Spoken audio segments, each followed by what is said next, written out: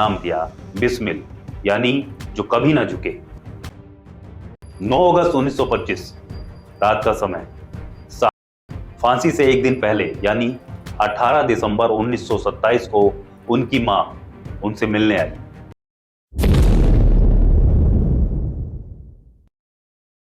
सरफरोशी की तमन्ना अब हमारे दिल में है, देखना है जोर कितना बाजुए कातिल में है।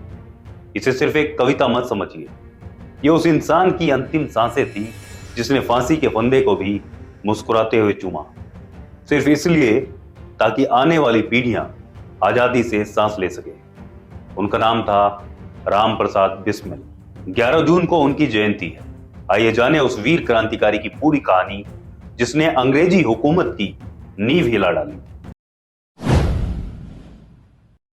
बात है 11 जून 1897 की।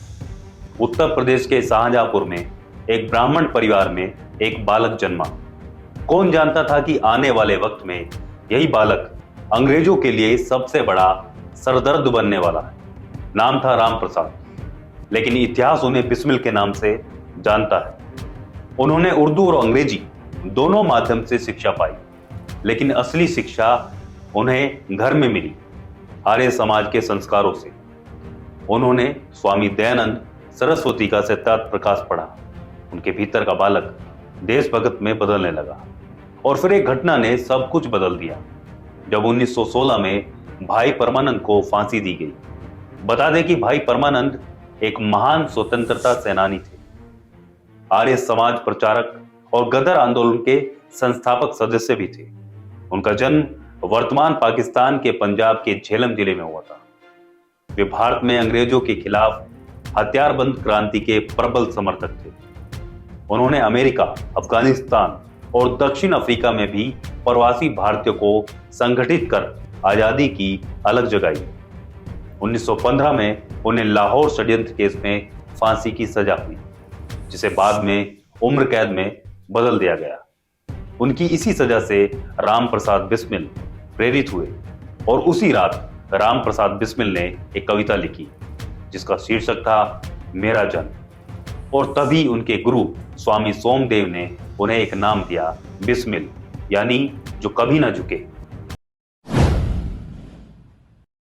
जब देश गुलामी की जंजीरों में जकड़ा हुआ था, आर्य समाज के लिए एक धार्मिक आंदोलन नहीं था, यह उस दौर में युवाओं के लिए राष्ट्र प्रेम की पाठशाला बन गया।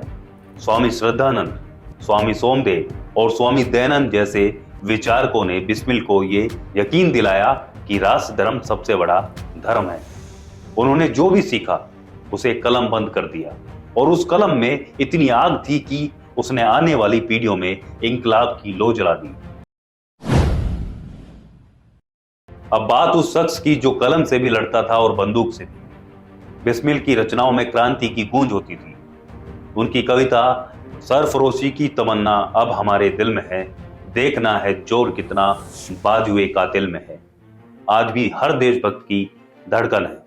इसके अलावा उन्होंने मन की लहर, क्रांति गीतांजलि, बोल्शेविकों की करतूत और यौगिक साधन जैसी रचनाएं भी लिखी। ब्रिटिश सरकार ने कई रचनाएं प्रतिबंधित कर दी क्योंकि उनमें आजादी की चिंगारी थी। अब आते हैं उस ऐतिहासिक घटना पर जिसने राम प्रसाद बिस्मिल को अमर बना दिया। काकोरी कांड। 9 अगस्त 1925 रात का समय, Saharanpur Lucknow passenger train Kakori station पर रुकती है। बिस्मिल और उनके साथी अशफाक उल्ला खान, राजेंद्र नाथ लाहिड़ी, ठाकुर रोशन सिंह सब तैयार थे। सरकारी खजाना लूटने की योजना थी। आंदोलन के लिए पैसे की जरूरत थी। तिजोरी फोड़ी गई और कुछ ही मिनटों में अंग्रेजी राज को खुली चुनौती दे दी गई। लेकिन एक गोली चल गई और एक यात्री अहमद अली मारा गया। बस यहीं से अंग्रेजों ने क्रांति को लूट घोषित कर दिया। 6 सितंबर 1925 को करीब 40 क्रांतिकारियों को गिरफ्तार किया गया।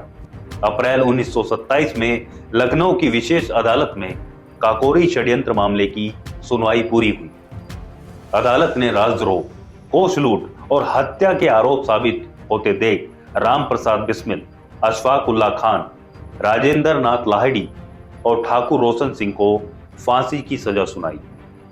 अन्य आरोपियों को भी उम्र कैद की सजा दी गई और चंद्रशेखर आजाद फरार होने के कारण पकड़े नहीं गए।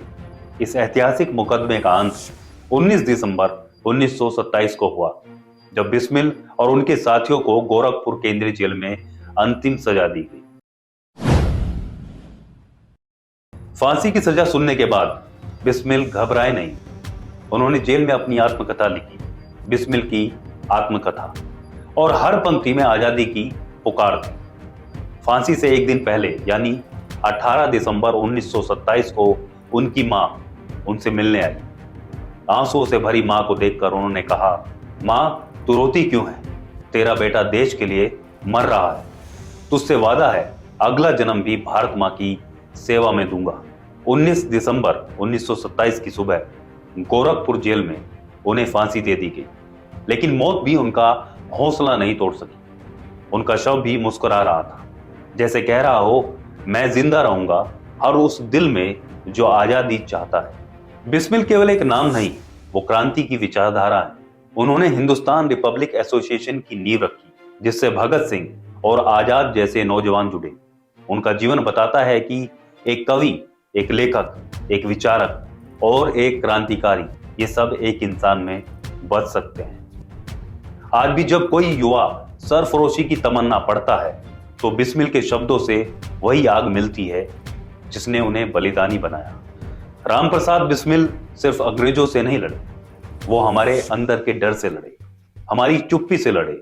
उनकी जयंती पर एक संकल्प लें कि आजादी सिर्फ जश्न का विषय नहीं, जिम्मेदारी भी है। अगर आप भी मानते हैं कि बिस्मिल आज भी जिंदा है हमारी सांसों में, हमारी आजादी में, तो इस वीडियो को शेयर करें और कमेंट में लिखें, इंकलाब जिंदाबाद। अगर आप हमारे YouTube चैनल पर नए हैं तो इसे लाइक, सब्सक्राइब और शेयर करना मत भूलिएगा। साथ ही बेल आइकन को भी दबाएं ताकि आपको हमारी नई वीडियो की नोटिफिकेशन मिलती रहे। अगर आप ये वीडियो Facebook पर देख रहे हैं तो लाइक जरूर करें और ज्यादा से ज्यादा संख्या में शेयर करें।